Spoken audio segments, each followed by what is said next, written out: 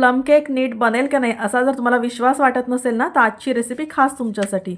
करायला म्हणाल तर अगदी सोपं आहे. संत्र्याच्या ज्यूसमध्ये आपल्याला ना ड्रायफ्रूट्स घालायचे आहेत, मेलन सीड्स घालायचे आहेत, टूटी फ्रुटी आणि मिक्स बेरीज घालायचे आहेत. हे सगळं 5-6 तास भिजत ठेवायचं. त्यानंतर 1 इंच दालचिनीचा तुकडा आणि 3 हिरव्या वेलच्या साखर घालून आपल्याला हे कुटून घ्यायचं आहे. चला, आता माझ्याकडचा ना बटर पेपर संपला होता, त्यामुळे मी तेल आणि गव्हाच्या पिठाने हा केक टीन मस्त ग्रीस करून घेतला आहे. इथे ना मी नॉनस्टिक पॅन गरम करायला ठेवते. त्यामध्ये घालते अर्धा कप साखर. साखर आपल्याला कॅरमलाइज करून घ्यायची आहे.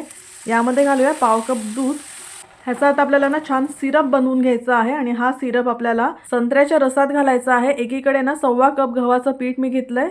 त्यामध्ये घालूया कॉर्नस्टार्च, बेकिंग पावडर, बेकिंग सोडा आणि जे स्पाइस मिक्स आपण बनवलं ते व्यवस्थित चाळून घेऊया.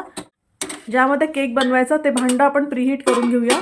गव्हाच्या पिठामध्ये घालूया दुधावरची साय आणि रिफाइंड ऑइल.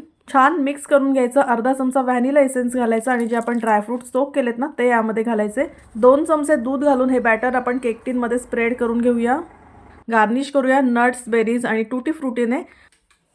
चला, आता 50 ते 55 मिनिटांपर्यंत हा केक आपल्याला बेक करून घ्यायचा आहे.